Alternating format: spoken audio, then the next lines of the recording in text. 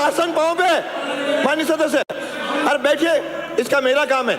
माननीय अध्यक्ष महोदय, एक मिनट, अभी अरे आपका नेता बोल रहा है। अध्यक्ष जी, मैं पहले भी मैंने कहा था आपसे, ये यहाँ पे जो चुन के लोग आए हैं, जनता ने तो चुन के भेज दिए, लेकिन ये सदन की मर्यादा नहीं रख रहे हैं आपके। और आज भी जो बात, इधर भी कई लोग नहीं रख रहे, आज भी जो बात मैं ये कहना चाहूंगा, समझाइए, हमारे सदस्यों की मेरी जिम्मेदारी है, सबकी हमारे सदस्य जो बोल रहे हैं ना, पक्ष की भी है विपक्ष की भी है। आप वित्त मंत्री जी जो है, अरे ये मेरा काम है ना, अरे ये मेरा काम है, ये मेरा। आपको किसने कहा खड़े होने के लिए? मिस्टर रफीक खान। माननीय अध्यक्ष जी, 2 मिनट बोलिए। आप बजट पढ़िए, जो आपको लिखा हुआ दिल्ली से आया वो आप पढ़ लीजिए। आप अलग से टिप्पणी इसमें बजट के अंदर नहीं कर सकते। ठीक, ये परिपाटी नहीं है। आप खूब बोलिए, सुनिए, मुख्यमंत्री जी खूब बोलिए, मंत्री जी राज्यपाल के अभिभाषण पे जो आप लोगों को बोलना था वो बोल लिए। ये राज्यपाल का अभिभाषण नहीं है, ये बजट है। अब पढ़िए, बजट वही पढ़ना पड़ेगा जो इसके अंदर लिखा हुआ है। आप पढ़ने देंगे तभी तो पढ़ूंगी। आप बीच बीच में इंटरप्ट करेंगे तो मैं कैसे पढ़ूंगी? आपके मंत्री पढ़ रही है। अगर आप इंटरप्ट नहीं करेंगे मैं तो बिल्कुल ओवर टाइम पढ़ती हूँ। आप अपने मंत्री को नहीं सुन रहे? चलिए आप पढ़िए। माननीय वित्त मंत्री जी, हम कतई बीच में नहीं बोलेंगे। आप पढ़िए अपना। प्रदेश में वन संरक्षण एवं वन जीवों के विकास हेतु आगामी वर्ष ट्री आउटसाइड फॉरेस्ट इन राजस्थान कार्यक्रम के तहत 4 करोड़ पौधे वितरित किए जाएंगे। Rajasthan forestry and biodiversity development project के अंतर्गत वृक्षारोपण, ओरन विकास, पौध वितरण एवं आजीविका संवर्धन गतिविधियों आदि के लिए 300 करोड़ रुपए के कार्य करवाया जाना प्रस्तावित है। अरावली हिल्स को सुरक्षित रखने के लिए इसके आसपास के 30,000 हेक्टेयर क्षेत्र में वृक्षारोपण किया जाएगा। गोडावन संरक्षण हेतु टनल निर्माण का कार्य प्रारंभ कराया जाएगा। ब्लैक बॉक्स हेतु जसवंतगढ़ नागौर में हैबिटेट डेवलपमेंट के कार्य करवाए जाने प्रस्तावित है। माननीय सदस्यों को विदित है कि प्रदेश की जीएसडीपी में लगभग 30% हिस्सा एग्रीकल्चर एंड एलाइड सेक्टर का है। वर्तमान में कृषि व पशुपालन के राज्य में 85 लाख परिवारों को रोजगार प्राप्त हो रहा है। किसानों के प्रति हमारी सरकार की संवेदनशीलता इस बात से भी प्रकट होती है कि 30 जनवरी 2024 को माननीय मुख्यमंत्री जी ने सदन में पीएम किसान सम्मान निधि योजना के अंतर्गत किसानों के लिए देय वित्तीय सहायता को प्रति परिवार 6,000 से बढ़ाकर 8,000 रुपये वार्षिक करने की घोषणा की है, जिसके लिए 1,400 करोड़ रुपए वार्षिक का प्रावधान प्रस्तावित है। साथ ही प्रथम चरण के रूप में रबी 2023-24 में गेहूं के न्यूनतम समर्थन मूल्य एमएसपी के अतिरिक्त 125 रुपये प्रति क्विंटल बोनस उपलब्ध करवाने का भी निर्णय लिया है। इस पर 250 करोड़ रुपए व्यय होंगे। कृषि के क्षेत्र में प्रदेश को और ऊंचाइयों पर ले जाते हुए हम अपने किसान साथियों को भी अत्यधिक संबल देने की दृष्टि से राजस्थान एग्रीकल्चर इंफ्रा मिशन को शुरू कर प्रारंभ में 2,000 करोड़ रुपए का प्रावधान किए जाने की घोषणा करती हूँ। इसके अंतर्गत 20,000 फार्म पॉन्ड्स, 10,000 किलोमीटर सिंचाई पाइपलाइन, 50,000 किसानों के लिए तारबंदी, 5,000 कृषकों हेतु वर्मी कॉम्पोस्ट इकाइयों एवं नए agro processing clusters, food parks तथा हॉर्टिकल्चर हब स्थापित करने के कार्य हाथ में लिए जाएंगे। साथ ही 500 कस्टम हायरिंग सेंटर्स स्थापित किए जाकर ड्रोन जैसी नई तकनीक भी उपलब्ध कराया जाना प्रस्तावित है। माननीय सदस्यों को विदित है कि मिलेट्स, जिन्हें माननीय प्रधानमंत्री जी द्वारा श्री अन्न की संज्ञा दी गई है, इनके उत्पादन में हमारा प्रदेश देश में अग्रणी स्थान रखता है। प्रदेश में मिलेट्स के उत्पादन को और बढ़ावा देने तथा ग्रामीण परिवारों को अपनी आवश्यकता का अनाज पैदा करने की दृष्टि से आगामी वर्ष 12 लाख किसानों को मक्का, 8 लाख किसानों को बाजरा, 7 लाख किसानों को सरसों, 4 लाख किसानों को मूंग एवं 1-1 लाख किसानों को ज्वार व मोठ के उच्च गुणवत्ता के बीज उपलब्ध करवाया जाना प्रस्तावित है।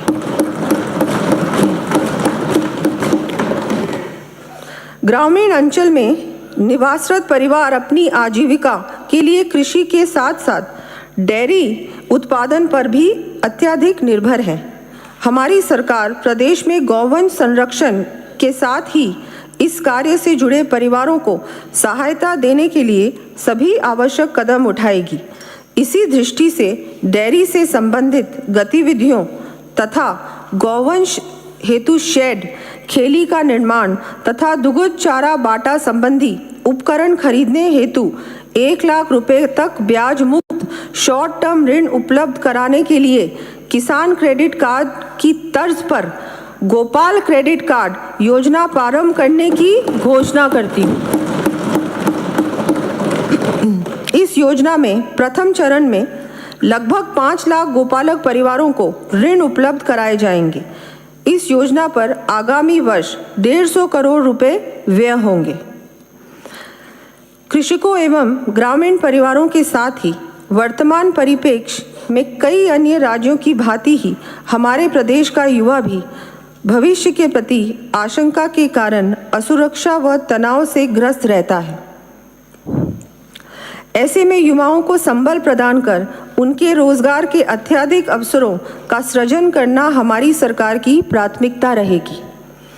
इस क्रम में युवाओं के रोजगार हेतु आगामी वर्ष सरकार के अधीन लगभग 70,000 पदों पर भर्तियां किया जाने की मैं घोषणा करती हूँ। 70,000 पदों पर भर्तियां किए जाने की मैं घोषणा करती हूँ। ये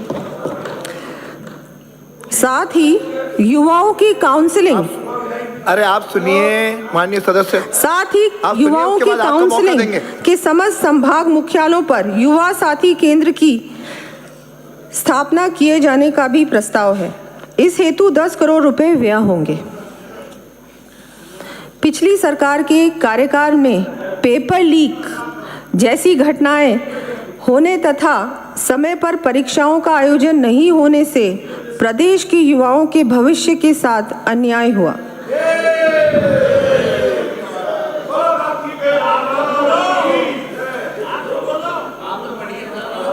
आप कंटिन्यू।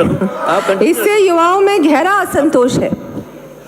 हमने सरकार बनाते ही पेपर लीक जैसी घटनाओं की रोकथाम एवं दोषियों को सजा दिलाने के लिए स्पेशल इन्वेस्टिगेशन टीम का गठन कर कार्रवाई प्रारंभ कर दी है। युवा हमारे प्रदेश के कर्णधार हैं। उनके भविष्य को सुरक्षित रखने की दृष्टि से उन्हें एम्प्लॉयबल बनाना हमारी प्राथमिकता है। इसके लिए प्रत्येक संभाग में रोजगार मेलों तथा उच्च शिक्षण संस्थानों में कैंपस प्लेसमेंट के आयोजन के साथ साथ स्किल डेवलपमेंट ट्रेनिंग प्रोग्राम्स कराए जाएंगे। भर्ती परीक्षाएं समयबद्ध आयोजित कराने के लिए राजस्थान लोक सेवा आयोग, राजस्थान कर्मचारी चयन बोर्ड आदि का वार्षिक भर्ती परीक्षा कैलेंडर जारी किया जाएगा। मुख्यमंत्री पर्यटन कौशल विकास कार्यक्रम प्रारंभ कर आगामी 2 वर्षों में 20,000 युवाओं एवं लोक कलाकारों को गाइड हॉस्पिटैलिटी पारंपरिक कला संबंधी प्रशिक्षण दिया जाकर एम्प्लॉयबल बनाया जाएगा। माननीय अध्यक्ष महोदय, मानव क्षमता के उन्नयन, न्याय संगत और न्यायपूर्ण समाज के निर्माण तथा राष्ट्रीय विकास में शिक्षा के महत्व को देखते हुए केंद्र सरकार द्वारा राष्ट्रीय शिक्षा नीति 2020 लाई गई। हम प्रदेश में स्कूल शिक्षा, उच्च शिक्षा तथा तकनीकी शिक्षा को इस फॉरवर्ड लुकिंग नीति के अनुसरण में गुणवत्तापूर्ण बनाएंगे। सभी वंचित वर्गों तक भी शिक्षा की पहुंच को सुलभ करने की दृष्टि से मैं आगामी वर्ष से अल्प आय वर्ग, लघु, सीमांत, बटाईदार किसानों एवं खेतिहर श्रमिकों के परिवार के छात्र छात्राओं को केजी से पीजी तक निःशुल्क शिक्षा प्रदान करने की घोषणा करती हूँ।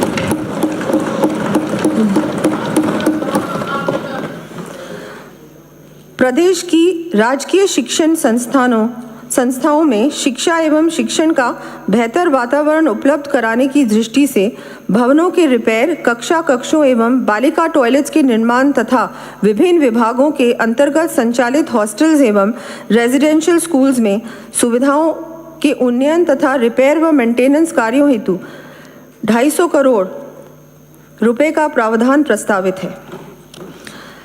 आर्थिक रूप से कमजोर परिवार के छात्र छात्राएं विद्यालय में हीन भावना से ग्रस्त न हो तथा उन्हें भी शिक्षा हेतु आवश्यक स्कूल बैग, किताबें तथा यूनिफॉर्म उपलब्ध हो सके, इस दृष्टि से राजकीय विद्यालयों में पढ़ने वाले कक्षा 1 से 8वीं तक के समस्त विद्यार्थियों तथा कक्षा 9 से 12वीं तक की छात्राओं को आगामी वर्ष प्रति विद्यार्थी 1000 रुपये की सहायता प्रदान किए जाने की मैं घोषणा करती हूँ। इस प्रकार लगभग 70 लाख विद्यार्थी लाभान्वित हो सकेंगे। प्रदेश में युवाओं की ऊर्जा एवं उनके out of the box ideas का समाज, प्रदेश एवं देश की उन्नति में सार्थक योगदान हो तथा इसके साथ ही उन्हें अपने सपने साकार करने के समुचित अवसर मिले, इस दृष्टि से जयपुर, बीकानेर, भरतपुर एवं उदयपुर में Atal innovation studio and accelerators की स्थापना करने की घोषणा करती हूँ। इन एक्सेलरेटर्स में software coding, robotics fab lab एवं मल्टीमीडिया VFX संबंधी विश्व स्तरीय सुविधाएं उपलब्ध होंगी। इस हेतु 1000 करोड़ रुपए व्यय होंगे। आज देश के बड़े शहरों में जहां एक ओर बढ़ती आबादी के कारण आवश्यक सुविधाओं पर अत्यधिक दबाव पड़ रहा है, वहीं दूसरी ओर युवाओं को रोजगार की समस्या का सामना भी करना पड़ रहा है। इसके समाधान के लिए कई राज्यों ने सैटेलाइट सिटी विकसित कर सफलता प्राप्त की है। उदाहरण के लिए मुंबई के निकट पुणे, हैदराबाद के निकट साइबराबाद एवं अहमदाबाद के निकट गिफ्ट सिटी की यूटिलिटी और सक्सेस से सभी अवगत है। माननीय प्रधानमंत्री जी द्वारा लाए गए गति शक्ति कार्यक्रम के तहत केंद्र सरकार भी इस हेतु सहायता उपलब्ध कराती है। हमारे प्रदेश में जयपुर शहर 40 लाख से अधिक आबादी के साथ इस समस्या से जूझ रहा है। इस क्रम में मैं जयपुर के निकट हाईटेक सिटी विकसित किए जाने की घोषणा करती हूँ। इस हाईटेक टाउनशिप में IT, fintech, financial management, AI, ML सहित अन्य न्यू एज सब्जेक्ट्स के संस्थानों, कंपनियों को स्थापित करने हेतु स्पेशल इंसेंटिव्स दिए जाएंगे। साथ ही यहाँ वर्ल्ड क्लास सिटी के अनुरूप निवासियों को समस्त सुविधाएं भी उपलब्ध हो सकेंगी। युवाओं के ऑलराउंड पर्सनालिटी डेवलपमेंट में स्पोर्ट्स का अत्यधिक महत्व है। युवाओं के लिए प्रेरणा के साथ ही किसी भी प्रदेश के लिए गौरव का विषय होगा कि उसके युवा ओलंपिक्स में भाग लें। ओलंपिक्स में भाग लेने के लिए प्रदेश के 50 प्रतिभाशाली युवाओं को ट्रेनिंग किट, कोच सहित सभी विश्व स्तरीय सुविधाएं उपलब्ध कराने की दृष्टि से मिशन ओलंपिक्स 2028 की मैं घोषणा करती हूँ। इसके लिए जयपुर में centre of excellence for sports भी स्थापित किया जाएगा। इस हेतु 100 करोड़ रुपए का प्रावधान प्रस्तावित है। साथ ही जयपुर, भरतपुर एवं उदयपुर में बालिकाओं के लिए residential girls sports institutes 25-25 crore रुपए की राशि से स्थापित किया जाना प्रस्तावित है। माननीय अध्यक्ष महोदय, जैसा कि विदित है, हमारी केंद्र की सरकार ने महिला सशक्तिकरण की दिशा में ऐतिहासिक कदम उठाते हुए 20 सितंबर 2023 को संसद तथा विधानसभा में महिला आरक्षण का प्रावधान करने हेतु नारी शक्ति वंदन अधिनियम पारित किया है।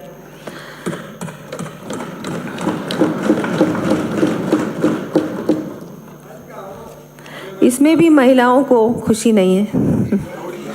अब यह हमारा दायित्व है कि बालिकाओं को प्रारंभ से ही अरे माननीय सदस्य, अब यह हमारा दायित्व है कि बालिकाओं को प्रारंभ से ही समुचित शिक्षा एवं संबल प्राप्त हो, जिससे वह उन्नति के पथ पर अग्रसर होकर समाज देश की प्रगति में अपना योगदान दे सकें। इसी दिशा में एक और कदम बढ़ाते हुए गरीब परिवारों की बालिकाओं के जन्म पर 1 लाख रुपए का सेविंग बॉन्ड प्रदान करने हेतु लाडो प्रोत्साहन योजना प्रारंभ किए जाने की मैं घोषणा करती हूँ।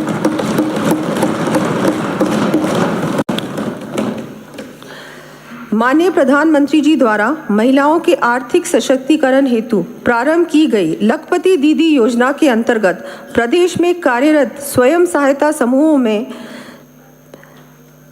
में से 2,80,000 महिलाएं एवं उनके परिवार 1 लाख रुपए से अधिक की वार्षिक आमदनी कर रहे हैं। इस योजना को और अधिक गति देते हुए आगामी वर्ष 5 लाख परिवारों की आय 1 लाख रुपए वार्षिक तक ले जाने का कार्य किया जाना प्रस्तावित है।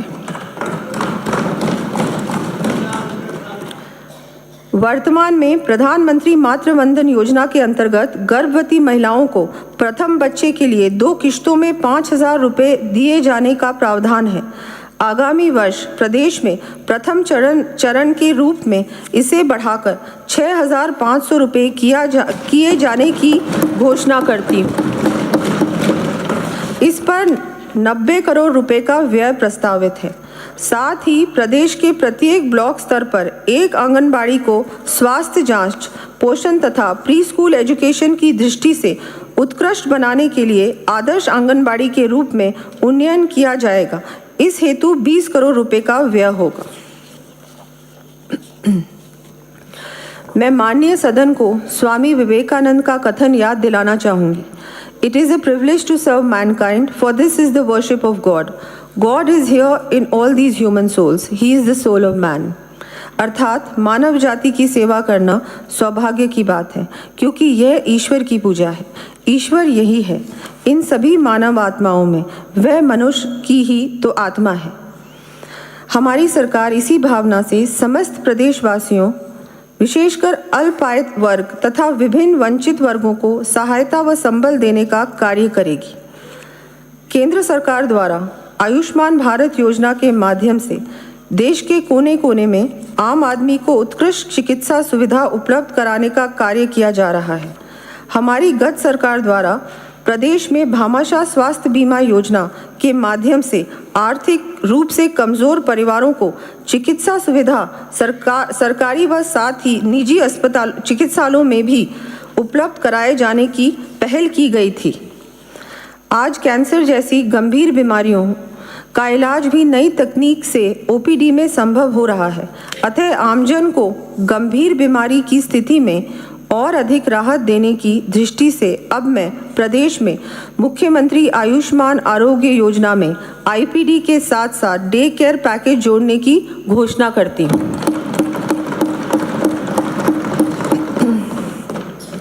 प्रदेश में तृतीय चरण में 4,875 करोड़ रुपए की लागत से स्थापित किए जाने वाले 15 मेडिकल कॉलेजों की स्वीकृति जारी होने के पश्चात भी विगत सरकार द्वारा कार्य न केवल अत्यधिक विलंब से शुरू किए गए, बल्कि कार्य करने की गति भी बहुत धीमी रही। हालत यह रही कि केंद्र से प्राप्त 1,500 करोड़ रुपए की राशि भी पूर्ण रूप से खर्च नहीं हो पाई। हम समस्त मेडिकल कॉलेजों का कार्य प्राथमिकता से पूरा करते हुए सभी आवश्यक संसाधन उपलब्ध करवाएंगे, जिससे आमजन को चिकित्सा सुविधा का पूरा लाभ मिल सके। साथ ही सड़क दुर्घटनाओं में होने वाली मृत्यु की बढ़ती हुई संख्या को देखते हुए मानव जीवन को बचाने के उद्देश्य से आगामी वर्ष प्रदेश की हाईवेज पर 25 एडवांस लाइफ सपोर्ट एम्बुलेंसेज उपलब्ध करवाया जाना प्रस्तावित है। भारतीय चिकित्सा पद्धतियों को आमजन के स्वास्थ्य लाभ की दृष्टि से प्रोत्साहन देने के लिए केंद्र सरकार द्वारा आयुष मिशन की स्थापना कर कार्य को गति दी गई थी। अंतर्राष्ट्रीय योग दिवस 21 जून 2024 के अवसर पर ब्लॉक स्तर तक बृहद रूप से आयोजन किए जाएंगे तथा प्रदेश में आयुष कार्यक्रम के संचालन के लिए आगामी वर्ष लगभग 250 करोड़ रुपए का प्रावधान प्रस्तावित है। माननीय सदस्यों को विदित है कि 30 जनवरी 2024 को सदन में माननीय मुख्यमंत्री जी द्वारा जरूरतमंदों के लिए 1500 रुपये मासिक सामाजिक सुरक्षा पेंशन देने के हमारे संकल्प को पूरा करने की ओर एक और बड़ा कदम उठाते हुए प्रथम चरण में वर्तमान में देय 1000 रुपये मासिक पेंशन को बढ़ाकर आगामी वर्ष से 1150 रुपये करने की घोषणा कर दी गई है। इस हेतु आगामी वर्ष 1800 करोड़ रुपए का अतिरिक्त प्रावधान प्रस्तावित है।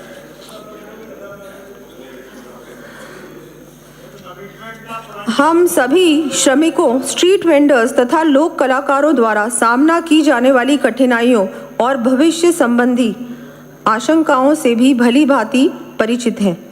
श्रमिकों एवं स्ट्रीट वेंडर्स को वृद्धावस्था में भी संबल प्राप्त हो, इस दृष्टि से मैं 18 से 45 वर्ष आयु वर्ग के श्रमिकों के लिए मुख्यमंत्री विश्वकर्मा पेंशन योजना लागू करने की घोषणा करती हूँ। इस योजना में 60 से 100 रुपये मासिक प्रीमियम देने पर 60 वर्ष आयु पूर्ण करने के उपरांत 2000 रुपये प्रतिमाह पेंशन प्राप्त होगी।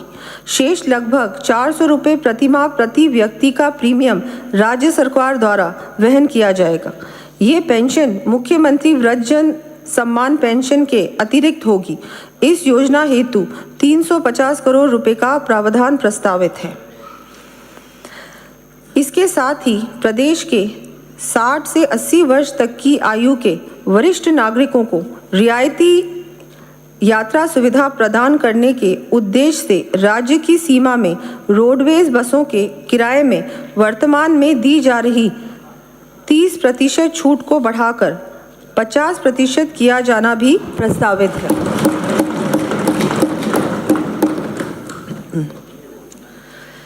दिव्यांगों को समाज की मुख्य धारा में लाने के लिए उनके कौशल विकास, शिक्षा तथा चिकित्सा सुविधाओं में वृद्धि आवश्यक है। इसके लिए जयपुर में कंपोजिट रीजनल सेंटर की स्थापना के साथ ही फिजियोथेरेपी, स्पीच थेरेपी आदि सुविधा प्रदान करने के लिए सभी जिला मुख्यालयों पर डिस्ट्रिक्ट डिसेबिलिटी रिहैबिलिटेशन सेंटर्स भी स्थापित किए जाने प्रस्तावित हैं।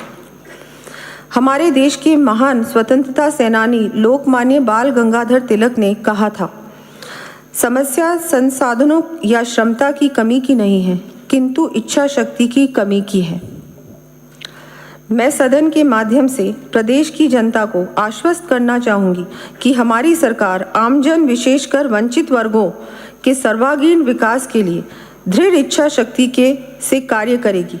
जैसा कि माननीय सदस्यों को विदित है, ये सुनिश्चित करने के लिए कि कोई भी पात्र व्यक्ति अथवा परिवार सरकारी योजनाओं का लाभ लेने से वंचित ना रह जाए, इस उद्देश्य से माननीय प्रधानमंत्री जी की पहल पर प्रदेश भर में विकसित भारत संकल्प यात्रा शिविरों का आयोजन किया गया है।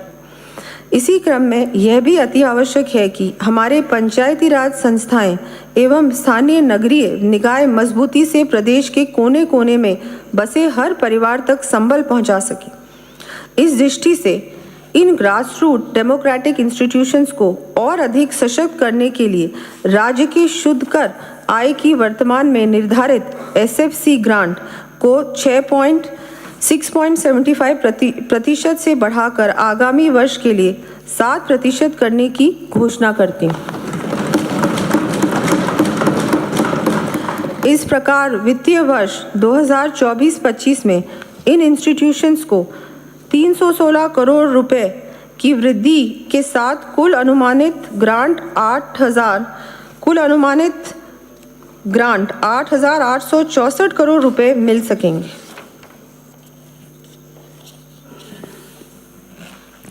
माननीय प्रधानमंत्री जी द्वारा 15 अगस्त 2014 को आर्थिक रूप से पिछड़े परिवारों को संबल देने के साथ ही सरकार की विभिन्न योजनाओं के अंतर्गत दी जाने वाली सहायता बिना किसी पिलफरेज के पूर्ण पारदर्शिता से लाभार्थी परिवारों तक पहुंच सके, इस हेतु जनधन योजना के माध्यम से सभी परिवारों के बैंक खाते खोलने के कार्य का शुभारंभ किया गया था। इसी क्रम में वर्ष 2015-16 में केंद्र सरकार के बजट के अंतर्गत JAM ट्रिनिटी अर्थात जनधन आधार मोबाइल को जोड़ते हुए डायरेक्ट बेनिफिट ट्रांसफर तथा डिजिटल पेमेंट की मजबूत नींव संपूर्ण देश में रखी गई।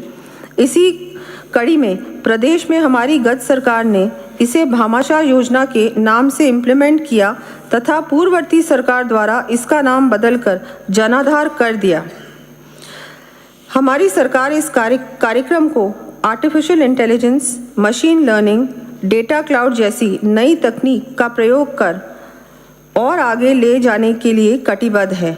असहाय एवं ज़रूरतमंद परिवारों का smart system service management with artificial intelligence and real time system के माध्यम से स्वतः चिन्हीकरण कर उन्हें अवगत कराते हुए स्वीकृति एवं बेनिफिट ट्रांसफर को त्वरित पारदर्शी ऑनलाइन प्रक्रिया से करने के लिए राजस्थान अनुग्रह सेवा प्रादायिकी अधिनियम लाने की घोषणा करती हूँ। इस हेतु 150 करोड़ रुपए से अधिक IT आधारभूत संरचना का निर्माण किया जाना प्रस्तावित है। आमजन तक सरकारी सेवाओं का लाभ पहुंचाने में राजकीय कर्मचारियों की महती भूमिका को देखते हुए आगामी वर्ष कर्मचारियों को पदोन्नति के अतिरिक्त अवसर उपलब्ध करवाने के लिए DPC हेतु 2 वर्ष की छूट दिया जाना प्रस्तावित है। साथ ही कार्मिकों को वेतन तथा GPF संबंधी सभी सूचनाएं विवरण मोबाइल ऐप के माध्यम से ऑनलाइन उपलब्ध करवाए जाएंगे। रिटायरमेंट के बाद भी कार्मिकों को समस्याओं का सामना ना करना पड़े, इस दृष्टि से रिटायरमेंट डे पर ही पेंशन परिलाभों पर एवं पारिवारिक पेंशन की स्वीकृतियां ऑनलाइन जारी की जाएंगी। पारिवारिक पेंशनर्स को घर से ही डिजिटल लाइफ सर्टिफिकेट प्रस्तुत करने की सुविधा प्रदान की जाएगी। Rajasthan government health scheme RGHS के अंतर्गत कार्मिकों एवं पेंशनर्स को कॉन्फिड के माध्यम से दवाइयों की डोरस्टेप डिलीवरी सुविधा प्रदान की जाएगी। राज्य में सुशासन स्थापित करने एवं जन कल्याणकारी योजनाओं के इम्प्लीमेंटेशन में मानदेय कार्मिकों तथा नगरीय निकायों व पंचायती राज संस्थाओं के जनप्रतिनिधियों की महती भूमिका को ध्यान में रखते हुए आगामी वर्ष समस्त मानदेय कर्मियों यथा मिनी आंगनबाड़ी कार्यकर्ता, सहायिका, आशा कार्यकर्ता, सहयोगिनी, माँ बाड़ी कार्यकर्ता, मिड डे मील कुक कम हेल्पर, लांगरी, होमगार्ड्स, रेक्सिको कर्मियों तथा नगरीय निकायों व पंचायती राज संस्थाओं के जनप्रतिनिधियों के मानदेय में 10% वृद्धि किए जाने की मैं घोषणा करती हूँ।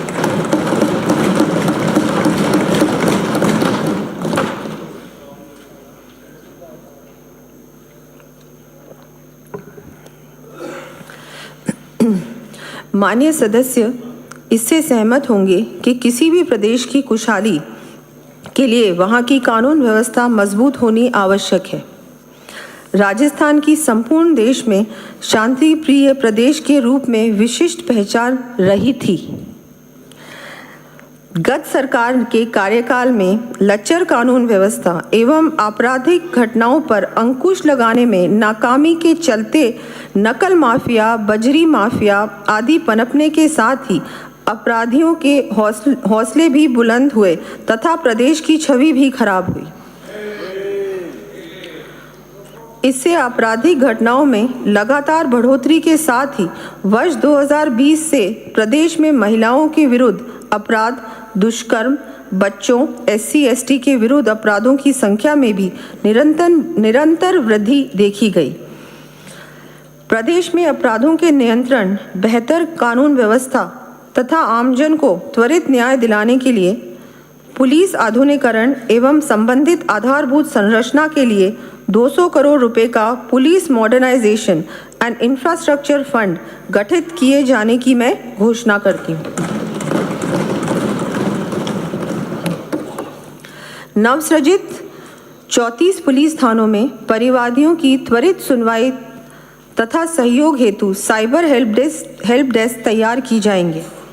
स्थानीय प्रशासन एवं विभिन्न एजेंसियों के समन्वय से हॉटस्पॉट क्षेत्रों में साइबर क्राइम नियंत्रण के लिए ठोस कार्य योजना बनाई जाएगी। साथ ही प्रदेश में बालिका महिलाओं के लिए सहज एवं सुरक्षित वातावरण तैयार करने की दृष्टि से प्रत्येक जिले में, क्योंकि ये सिर्फ मर्दों का प्रदेश नहीं है, महिला सुरक्षा हमारे लिए प्राथमिकता है। प्रत्येक जिले में एंटी रोमियो स्क्वाड के गठन के साथ ही शेष रहे 174 पुलिस थानों में वुमेन हेल्प डेस्क स्थापित की जाएंगी।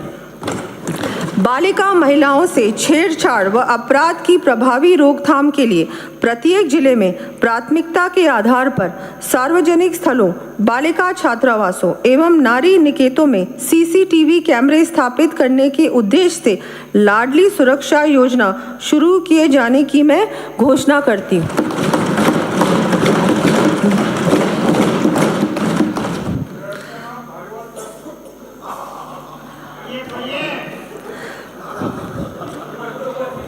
बालिकाओं को रानी लक्ष्मीबाई आत्मरक्षा प्रशिक्षण अभियान के तहत सेल्फ डिफेंस का प्रशिक्षण दिया जाता है।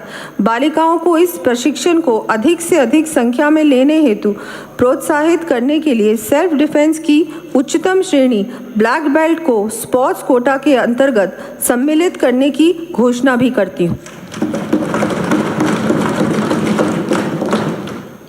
वर्ष 2008-9 में हमारी सरकार द्वारा वर्ष 1975-77 के दौरान आपातकाल के समय लोकतांत्रिक मूल्यों के लिए संघर्षरत व्यक्तियों को सम्मान एवं सहायता देने की दृष्टि से मीसा, DRI आदि बंदियों हेतु लोकतंत्र सेनानी सम्मान पेंशन योजना लागू की गई थी।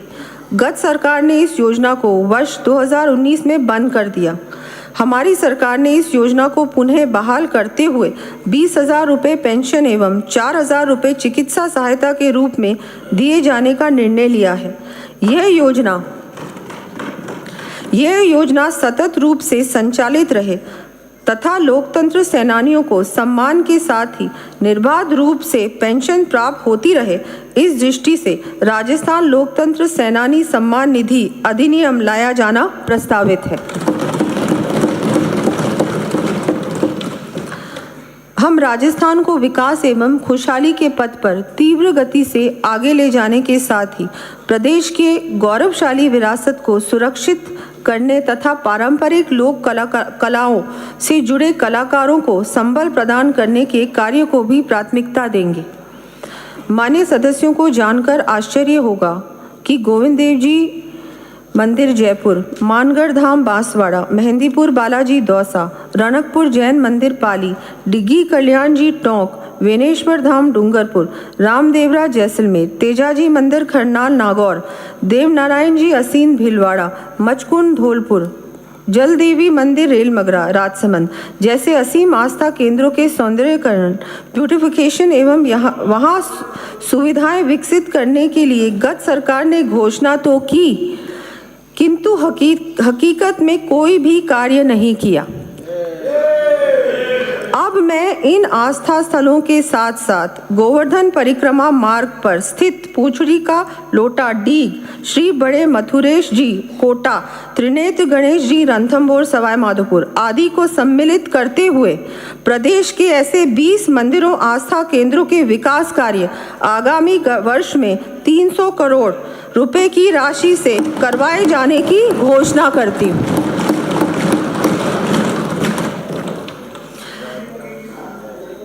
प्रदेश की ऐतिहासिक विरासत की झांकी दिखाने वाले अल्बर्ट हॉल जयपुर, राजकीय म्यूजियम अलवर, चित्तौड़गढ़, बीकानेर एवं जोधपुर सहित 10 प्रमुख म्यूजियम का उन्नयन करने तथा स्टेट आर्काइव्स बीकानेर के अंतर्गत पब्लिक गैलरी के निर्माण के लिए 50 करोड़ रुपए के कार्य हाथ में लिए जाएंगे।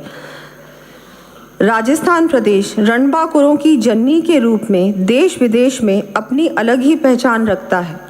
आज भी महाराणा प्रताप जैसे शूरवीर प्रदेश के निवासियों के लिए प्रेरणा स्रोत रहे। इस दृष्टि से मैं महाराणा प्रताप के जीवन से जुड़े विभिन्न स्थलों चावंड, हल्दीघाटी, गोगुंदा, कुंभलगढ़, देवेर, उदयपुर आदि को सम्मिलित करते हुए महाराणा प्रताप टूरिस्ट सर्किट विकसित करने के लिए 100 करोड़ रुपए का प्रावधान करने की घोषणा करती हूँ।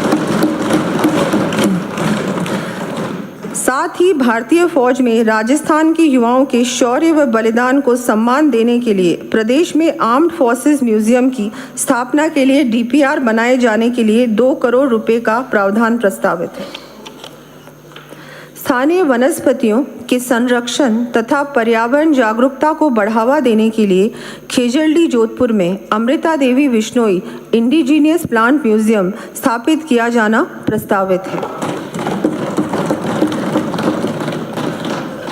माननीय अध्यक्ष महोदय, देश के लोकप्रिय पूर्व प्रधानमंत्री भारत रत्न अटल बिहारी वाजपेयी जी ने कहा था, एक व्यक्ति को सशक्त करना देश को सशक्त करना है और यह सशक्तिकरण तेज आर्थिक प्रगति एवं शीघ्र सामाजिक बदलाव से ही संभव है। हम राजस्थान प्रदेश को अमृतकाल खंड के अंत तक वर्ष 2047 तक देश की प्रगति में योगदान देने वाला अग्रिम राज्य बनाने के लिए श्रद्धेय अटल बिहारी वाजपेयी जी की सीख के अनुसार आर्थिक समृद्धि के पथ पर अग्रसर करेंगे। इस क्रम में आमजन को राहत देने के साथ ही प्रदेश में निवेश पर भी ध्यान केंद्रित करना आवश्यक है। मैं माननीय सदन के माध्यम से प्रदेशवासियों को विश्वास दिलाना चाहती हूं कि प्रदेश की अर्थव्यवस्था को पटरी पर लाने तथा आमजन के जीवन स्तर को उत्थान व जन कल्याणकारी योजनाओं के प्रभावी इम्प्लीमेंटेशन के लिए सार्थक कदम उठाए जाएंगे।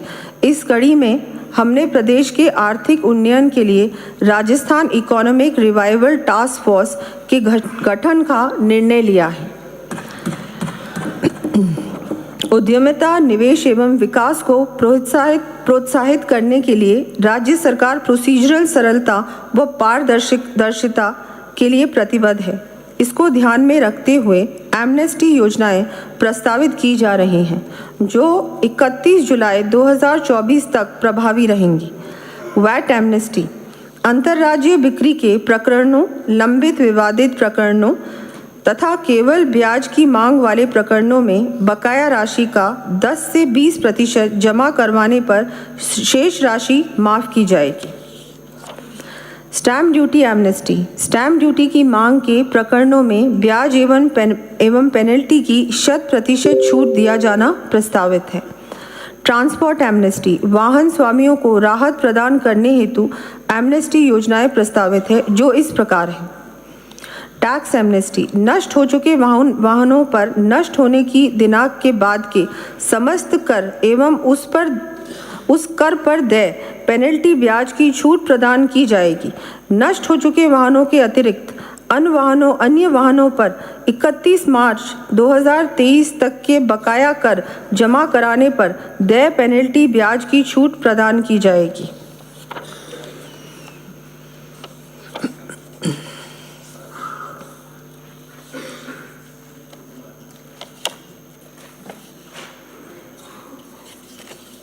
ई रवन्ना एमनेस्टी, खान विभाग से प्राप्त सूचना के आधार पर दर्ज ओवरलोडिंग अतिभरण के प्रकरणों में कंपाउंडिंग राशि में 96% तक छूट प्रदान की जाएगी।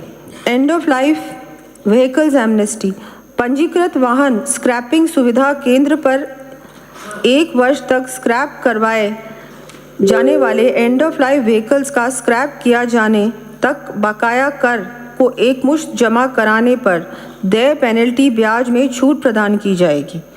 एनर्जी एमनेस्टी, 31 मार्च 2023 से पूर्व कटे हुए कनेक्शन वाले कृषि विद्युत उपभोक्ताओं द्वारा मूल बकाया राशि 6 बाई मंथली किश्तों में जमा कराने व कृषि श्रेणी के अतिरिक्त अन्य श्रेणी के उपभोक्ताओं द्वारा संपूर्ण मूल बकाया राशि एकमुश्त जमा कराने पर उनकी समस्त ब्याज एवं पेनल्टी राशि माफ की जाएगी।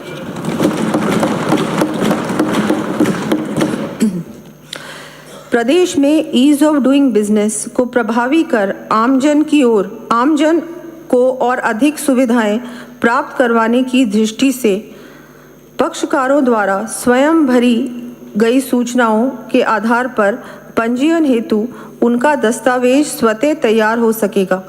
इसके साथ ही आवश्यक सभी सूचनाएं एवं GIS आधारित DLC स्वयं पक्षकार द्वारा अपलोड करने की सुविधा भी मोबाइल ऐप के माध्यम से दी जानी प्रस्तावित है।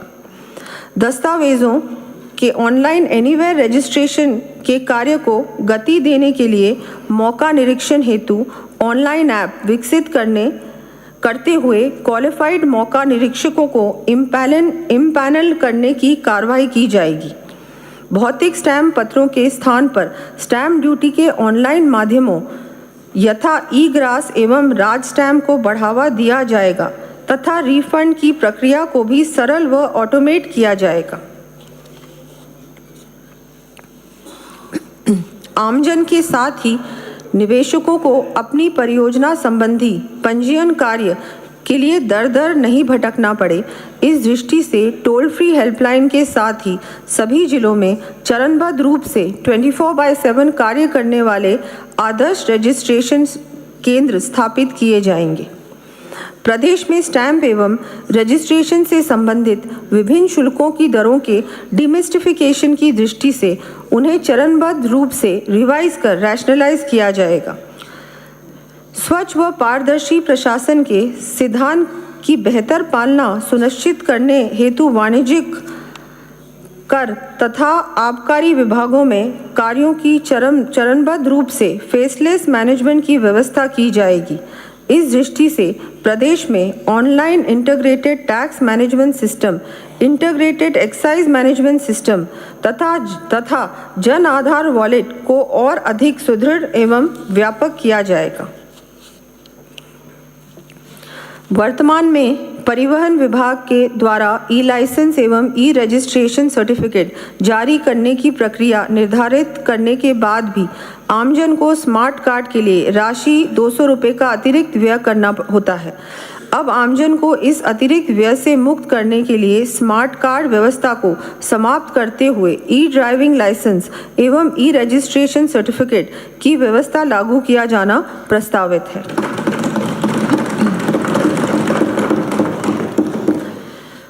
वाहन स्वामियों के वाहनों के फिटनेस टेस्ट की सुविधा को सुगम करने के लिए अपने पंजीकरण के जिले में ही फिटनेस करवाए जाने की बाध्यता को समाप्त कर एनीवेयर फिटनेस टेस्ट की व्यवस्था लागू की जानी प्रस्तावित है।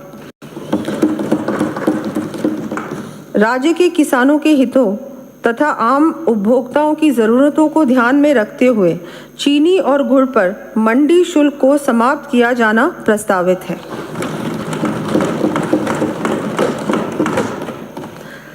प्रदेश में गत सरकार द्वारा 19 नवंबर 2019 को पुनः भूमि पर लैंड टैक्स लगाने के कारण प्रदेश के उद्यमियों तथा निवेशकों को हुई कानूनी एवं वित्तीय समस्याओं का समाधान करने एवं उन्हें राहत देने की दृष्टि से मैं लैंड टैक्स समाप्त करने की घोषणा करती हूँ।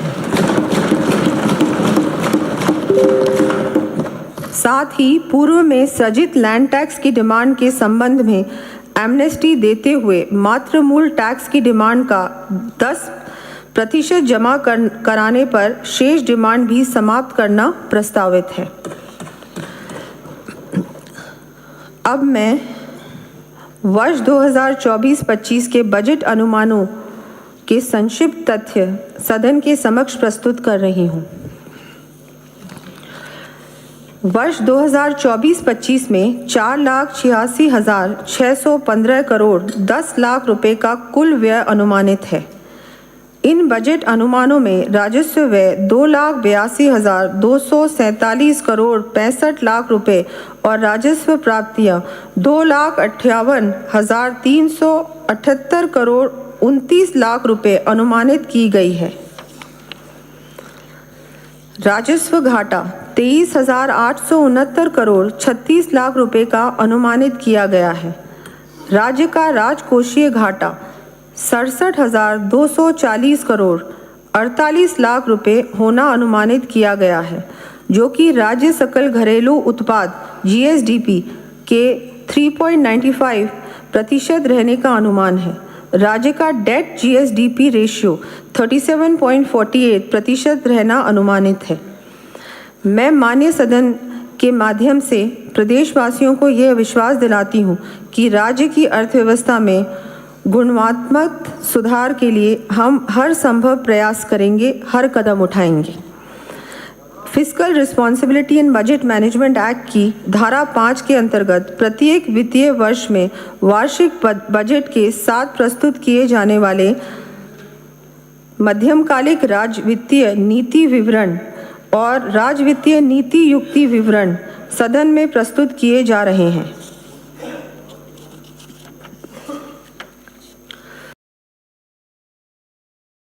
वर्ष 2024-25 के वार्षिक वित्तीय विवरण तथा अन्य बजट पत्रों के साथ कुछ अधिसूचनाएं जारी की जा रही हैं तथा अनुदान मांगे भी प्रस्तुत की जा रही हैं।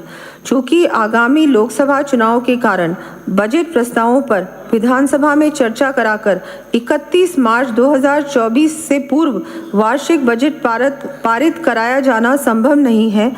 अतः मैं वित्तीय वर्ष 2024-25 के पहले 4 महीनों के लिए यथा 31 जुलाई 2024 तक व्यय हेतु लेखा अनुदान का प्रस्ताव प्रस्तुत कर रही हूँ।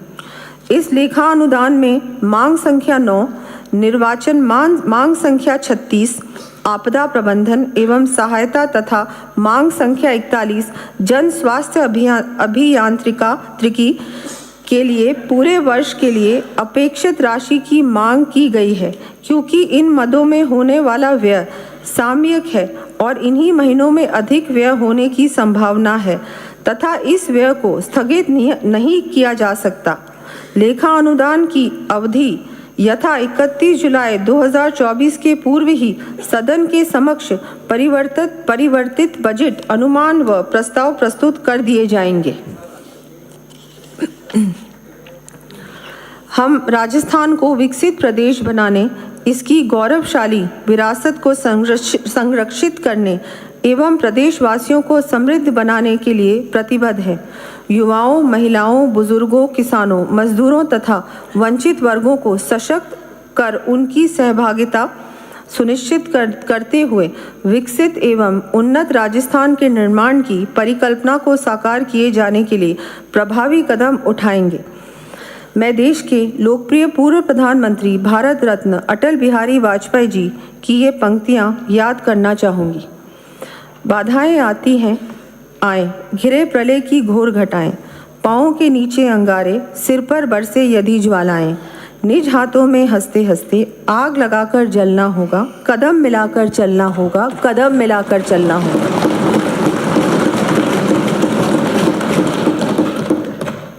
अब मैं लेखा अनुदान प्रस्तावों को स्वीकृत करने के अनुरोध के साथ माननीय सदन के समक्ष अनुमोदनार्थ प्रस्तुत करती हूँ। जय हिंद, जय श्री राम।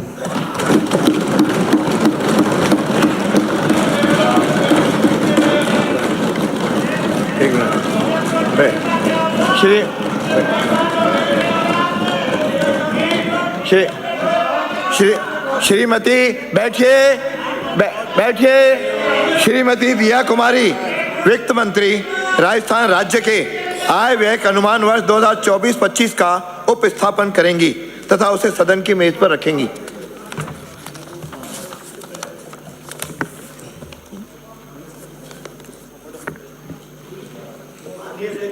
अध्यक्ष महोदय, मैं आपकी अनुमति से वर्ष 2024-25 के लिए लेखा अनुदान वोट ऑन अकाउंट संबंधी विवरण प्रस्तुत करती हूँ। पहले वो पढ़ना है, ये भी पढ़ना था, पहले पढ़ लिया, पढ़ना दोनों ही। अध्यक्ष महोदय, मैं आपकी अनुमति से राजस्थान राज्य के आय व्यय अनुमान वर्ष 2024-25 का उपस्थापन करती हूँ एवं इसे सदन की मेज पर रखती हूँ। लेखानुदान संबंधी प्रस्ताव पर मतदान। श्रीमती दिया कुमारी वित्त मंत्री लेखानुदान संबंधी प्रस्ताव मतदान हेतु प्रस्तुत करेंगी। अध्यक्ष महोदय, मैं आपकी अनुमति से वर्ष 24-25 के लिए लेखानुदान वोट ऑन अकाउंट संबंधी विवरण प्रस्तुत करती हूँ। प्रश्न ये है कि राज्यपाल महोदय को 31 मार्च 2000 कर दिया ना कर दिया। अध्यक्ष महोदय, मैं प्रस्ताव करती हूँ कि राज्यपाल महोदय को 31 मार्च 2025 को समाप्त होने वाले वर्ष के लिए लेखानुदान वर्ष 2024-25 4 माह के लिए विवरण में मांग संख्या 1 से 64 के सम्मुख अंकित लेखानुदान की राशियों से अनधिक जिनका योग्य रुपए 1,10,401,85,53,53,000 रुपए मात्र है, व्यय के लिए अनुदत्त कर दी जाए। प्रश्न ये है कि राज्यपाल महोदय को 31 मार्च 2025 को समाप्त होने वाले वर्ष के लिए लेखानुदान वर्ष 2024-25 4 माह के लिए विवरण में मांग संख्या 1 से 64 के सम्मुख अंकित लेखानुदान की राशियों से अनधिक जिनका योग रुपए 1,10,401,85,53,000 रुपए मात्र हैं, व्यय के लिए प्रदान की जाए। जो पक्ष में हो हाँ कहें, जो विपक्ष में हो ना कहें। हाँ पक्ष जीता। प्रस्ताव स्वीकार किया गया। विधायी कार्य श्रीमती दिया कुमारी। अध्यक्ष महोदय, मैं आपकी अनुमति से राजस्थान विनियोग लेखानुदान संख्या 2 विधेयक 2024 को पुनः स्थापित करने की आज्ञा के लिए प्रस्ताव करती हूँ। प्रश्न ये है कि राजस्थान विनियोग संख्या 2 विधेयक 2024 को पुनर्स्थापित करने की आज्ञा प्रदान की जाए। जो पक्ष में हो हाँ कहें, जो विपक्ष में हो ना कहें। हाँ पक्ष जीता। विधेयक को पुनर्स्थापित करने की आज्ञा प्रदान की गई। प्रभारी मंत्री विधेयक को पुनर्स्थापित भी करेंगी। अध्यक्ष महोदय, मैं आपकी अनुमति से राजस्थान विनियोग आप बैठिए, आप व्यवधान मत, आपका अनुमति मांगिए, दे देंगे। लेखानुदान संख्या 2 विधेयक 2024 को पुनः स्थापित करती हूँ।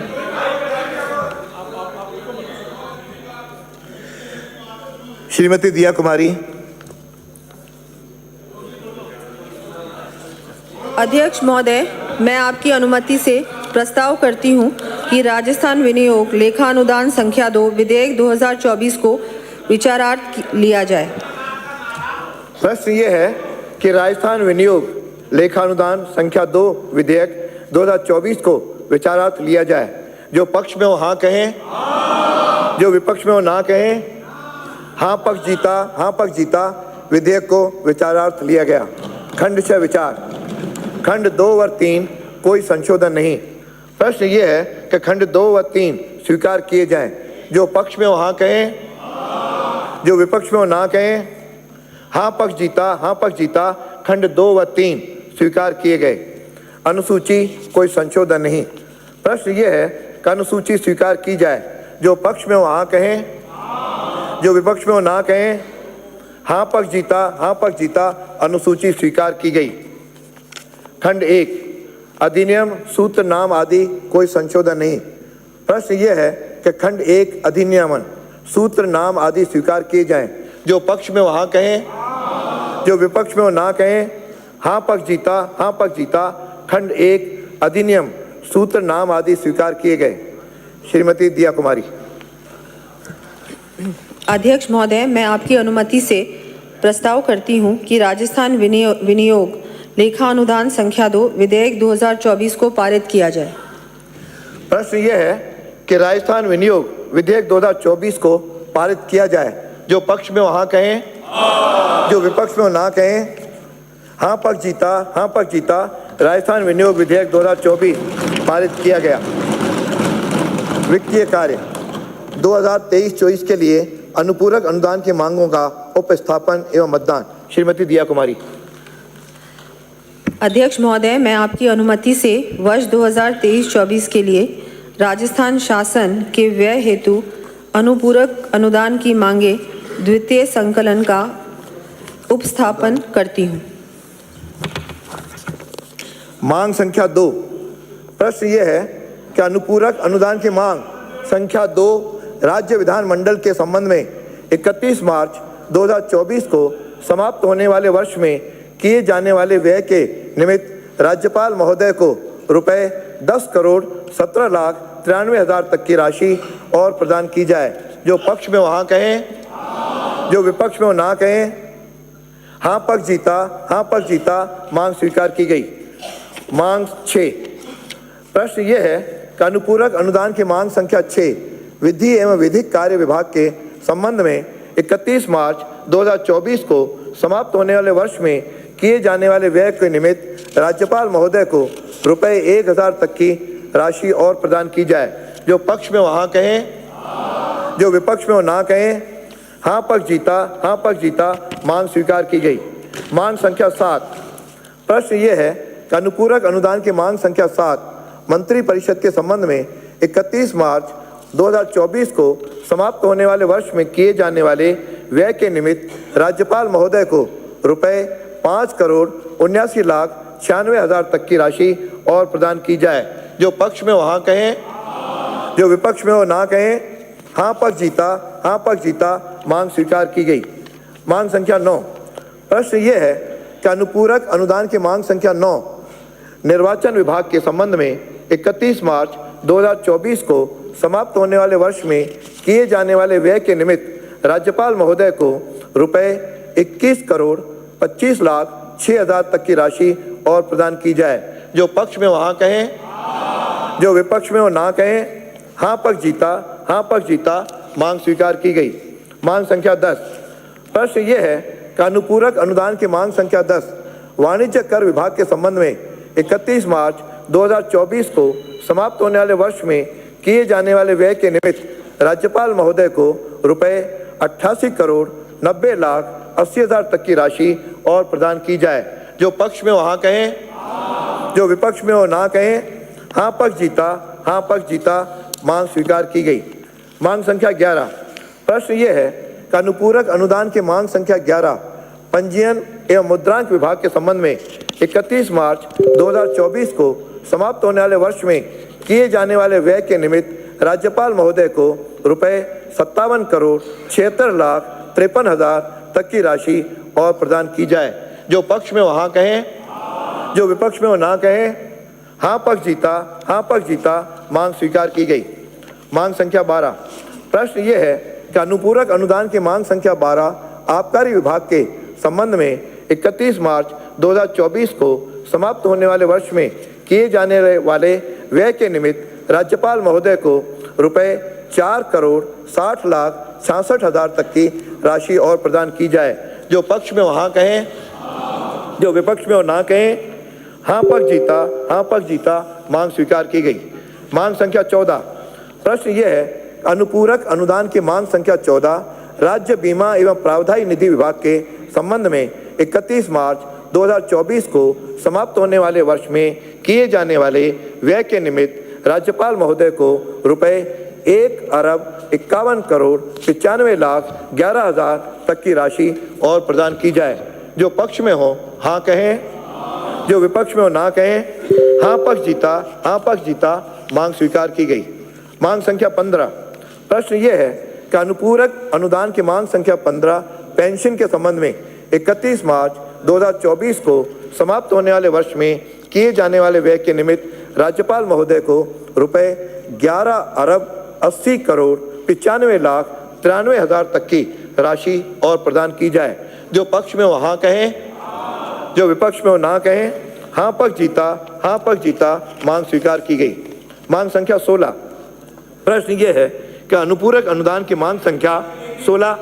आप बैठिए। आप बैठिए। प्रश्न ये है अनुपूरक, कोई बीच में, हाँ, प्रश्न ये है अनुपूरक अनुदान की मांग संख्या 16 राजस्व विभाग के संबंध में 31 मार्च 2024 को समाप्त होने वाले वर्ष में किए जाने वाले व्यय के निमित्त राज्यपाल महोदय को रुपए 2000 तक की राशि और प्रदान की जाए। जो पक्ष में हो हाँ कहें, जो विपक्ष में हो ना कहें। हाँ पक्ष जीता, हाँ पक्ष जीता, मांग स्वीकार की गई। मांग संख्या 18, प्रश्न यह है अनुपूरक अनुदान की मांग संख्या 18 गृह विभाग के संबंध में 31 मार्च 2024 को समाप्त होने वाले वर्ष में किए जाने वाले व्यय के निमित्त राज्यपाल महोदय को रुपए 1,54,27,03,000 तक की राशि और प्रदान की जाए। जो पक्ष में हो हाँ कहें, जो विपक्ष में हो ना कहें। हाँ पक्ष जीता, हाँ पक्ष जीता, मांग स्वीकार की गई। मांग संख्या 19, प्रश्न यह है कि अनुपूरक अनुदान की मांग संख्या 19 कारागार विभाग के संबंध में 21 मार्च 2024 को समाप्त होने वाले वर्ष में किए जाने वाले व्यय के निमित्त राज्यपाल महोदय को रुपए 3,82,06,000 तक की राशि और प्रदान की जाए। जो पक्ष में हो हाँ कहें, जो विपक्ष में हो ना कहें। हाँ पक्ष जीता, हाँ पक्ष जीता, मांग स्वीकार की गई।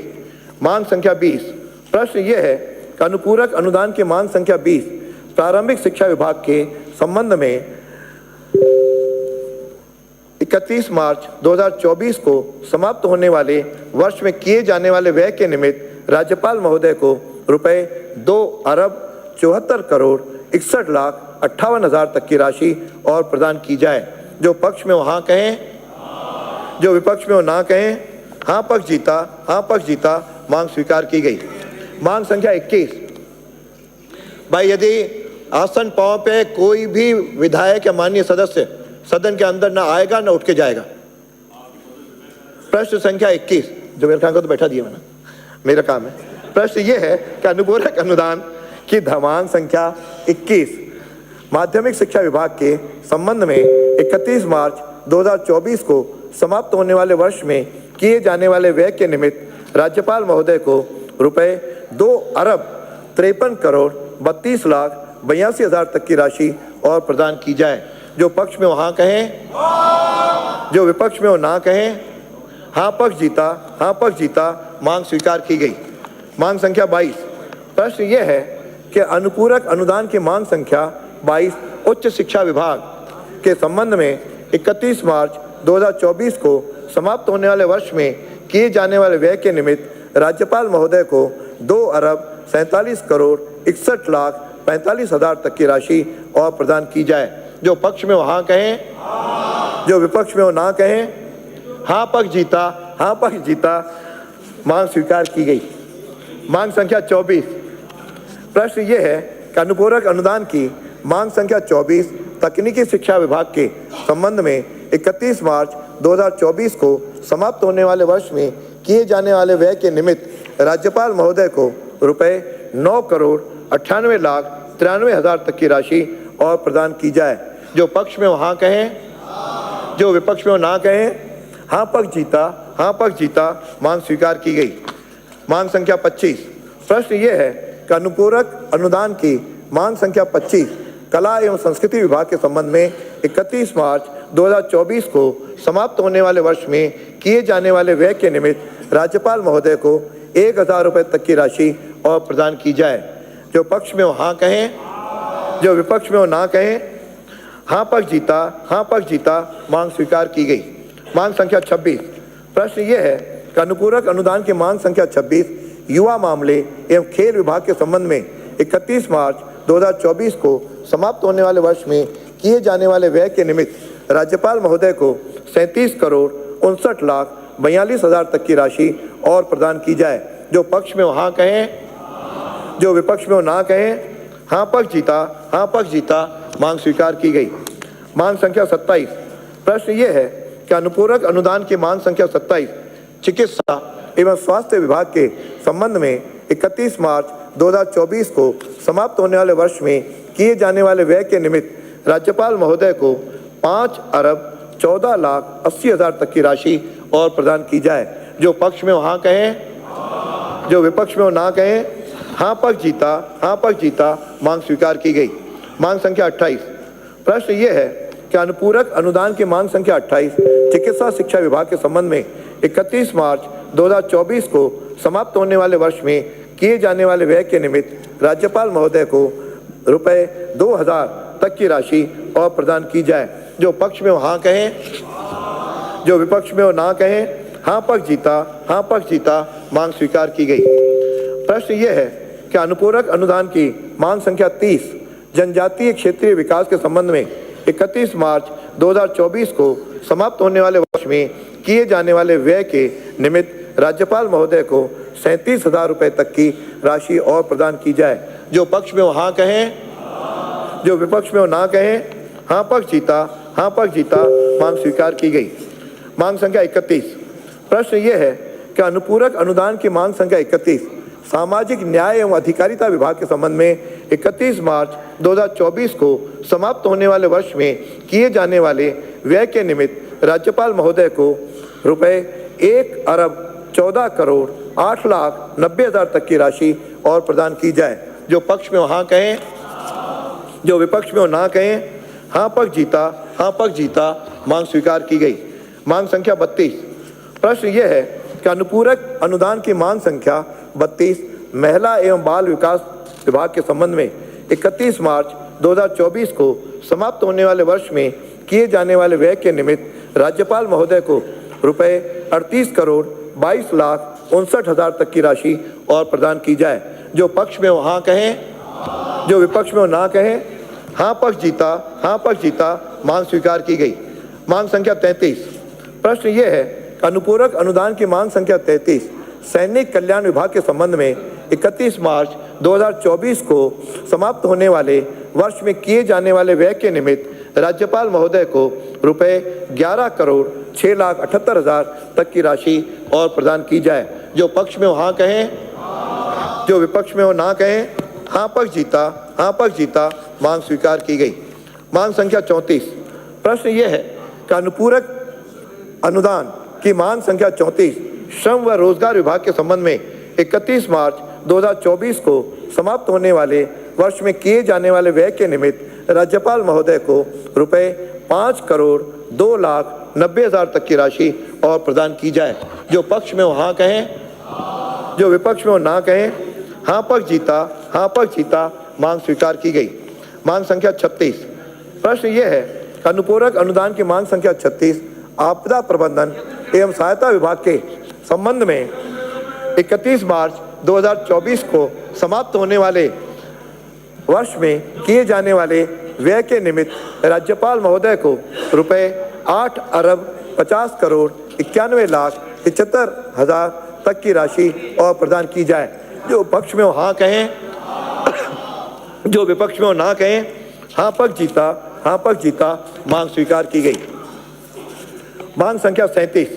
प्रश्न यह है कि अनुपूरक अनुदान की मांग संख्या 37 देवस्थान विभाग के संबंध में 31 मार्च 2024 को समाप्त होने वाले वर्ष में किए जाने वाले व्यय के निमित्त राज्यपाल महोदय को 22,61,21,000 रुपये तक की राशि और प्रदान की जाए।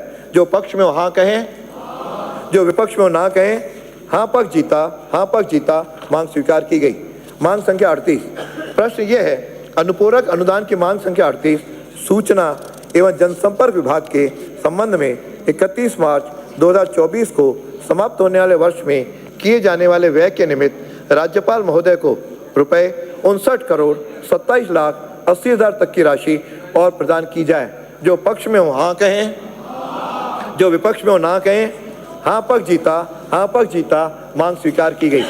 मांग संख्या 40।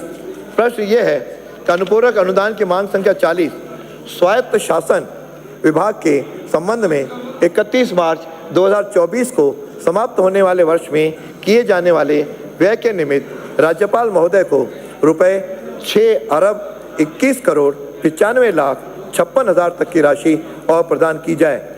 जो पक्ष में हो हाँ कहें, जो विपक्ष में हो ना कहें। हाँ पक्ष जीता, हाँ पक्ष जीता, मांग स्वीकार की गई। मैंने सुन लिया दोनों की आवाज में।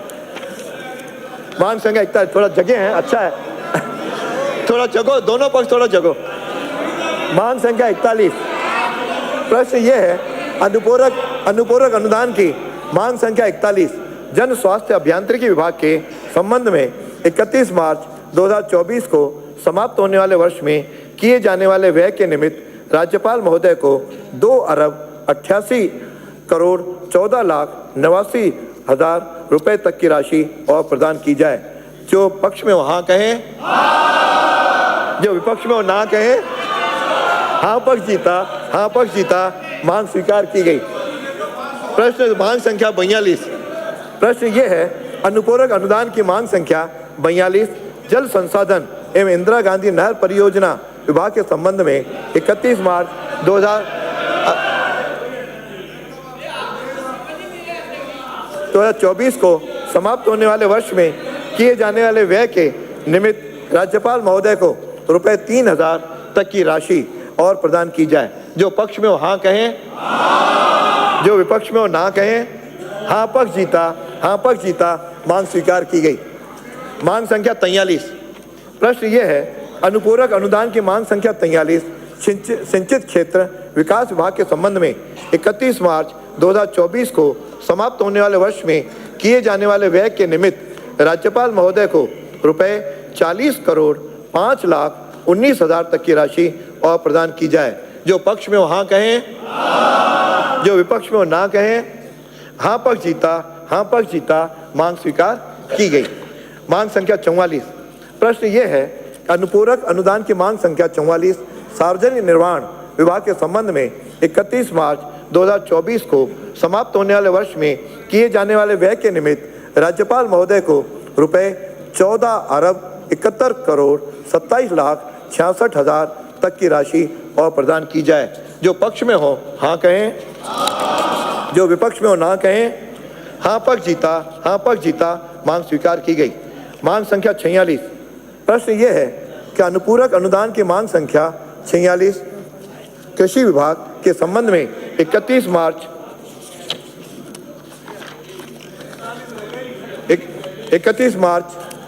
2024 को समाप्त होने वाले वर्ष में किए जाने वाले व्यय के निमित्त राज्यपाल महोदय को रुपए 72,96,45,000 तक की राशि और प्रदान की जाए। जो पक्ष में हो हाँ कहें, जो विपक्ष में हो ना कहें। हाँ पक्ष जीता, मांग स्वीकार की गई। मांग संख्या 45।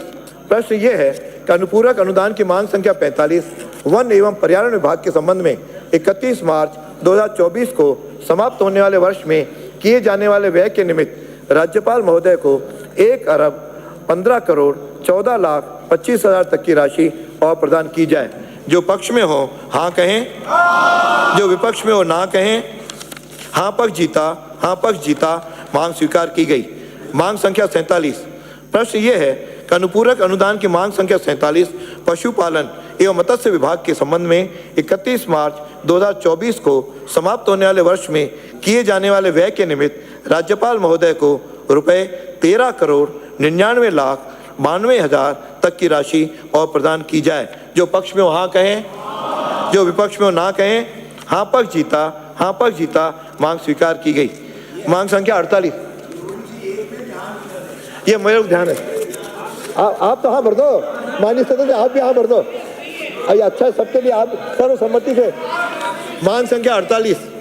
प्रश्न ये है, अनुपूरक अनुदान की मांग संख्या 48 उद्यानिकी विभाग के संबंध में 31 मार्च 2024 को समाप्त होने वाले वर्ष में किए जाने वाले व्यय के निमित्त राज्यपाल महोदय को 6,45,13,000 तक की राशि और प्रदान की जाए।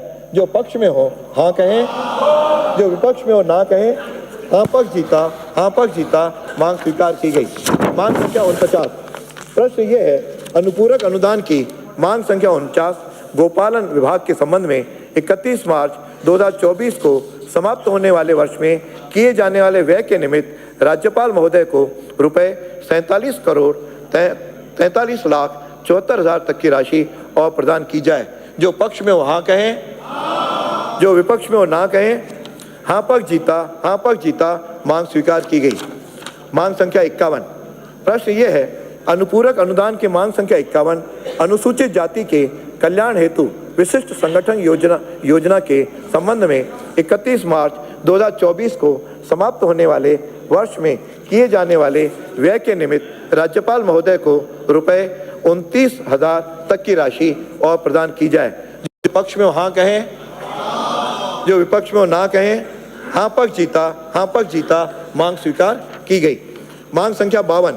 प्रश्न यह है, अनुपूरक अनुदान की मांग संख्या 52 पंचायती राज विभाग के संबंध में 31 मार्च 2024 को समाप्त होने वाले वर्ष में किए जाने वाले व्यय के निमित्त राज्यपाल महोदय को 3,92,72,000 तक की राशि और प्रदान की जाए। जो पक्ष में वो हाँ कहें, जो विपक्ष में वो ना कहें।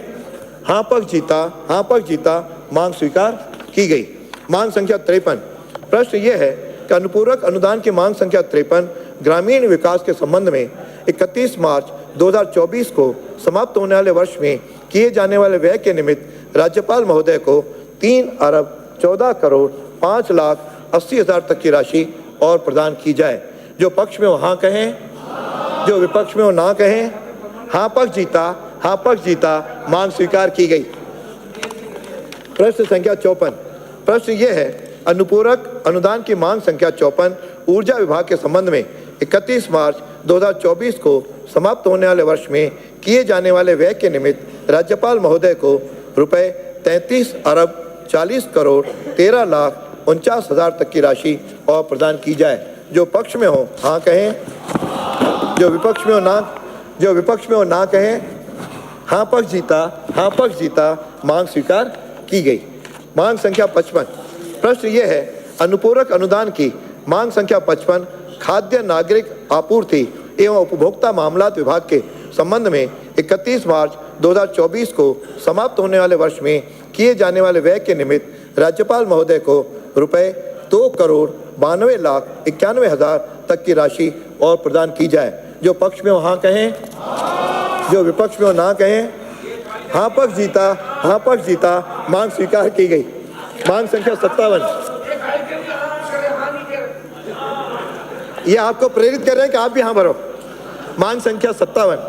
प्रश्न ये है, अनुपूरक अनुदान की मांग संख्या 57 पेट्रोलियम विभाग के संबंध में 31 मार्च 2024 को समाप्त होने वाले वर्ष में किए जाने वाले व्यय के निमित्त राज्यपाल महोदय को 50,02,12,000 तक की राशि और प्रदान की जाए।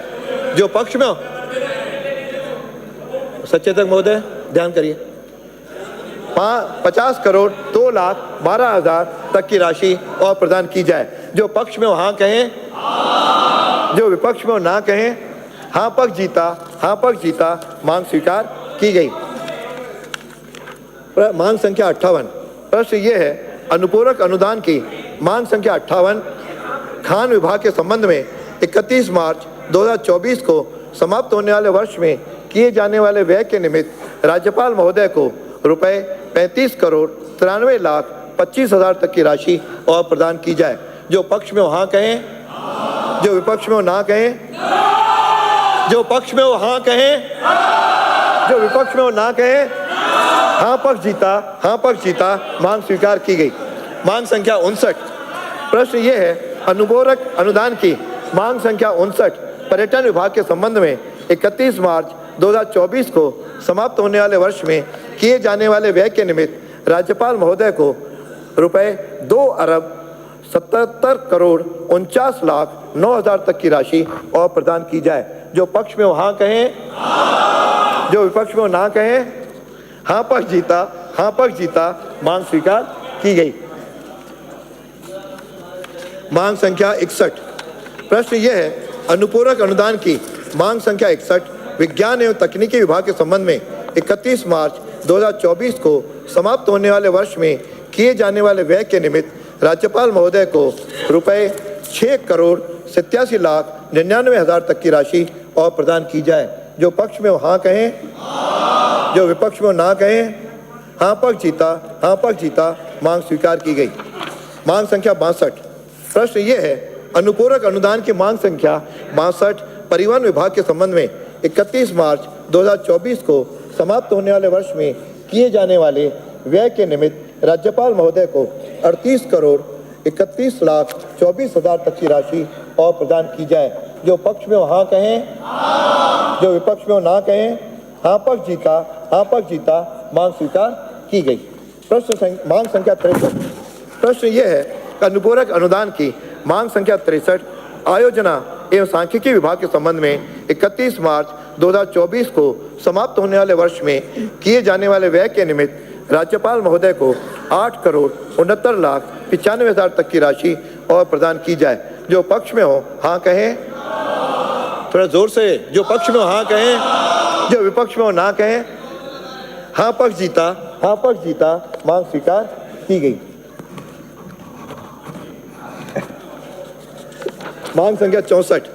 प्रश्न ये है अनुपूरक अनुदान की मांग संख्या 64 अन्य सामान्य सेवाओं के संबंध में 31 मार्च 2024 को समाप्त होने वाले वर्ष में किए जाने वाले व्यय के निमित्त राज्यपाल महोदय को 6,31,39,000 तक की राशि और प्रदान की जाए।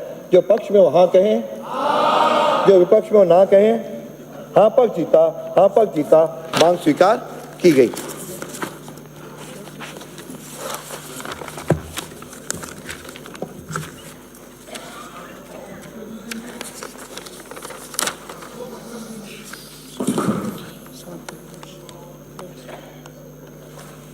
वित्तीय कार्य श्रीमती दिया कुमारी।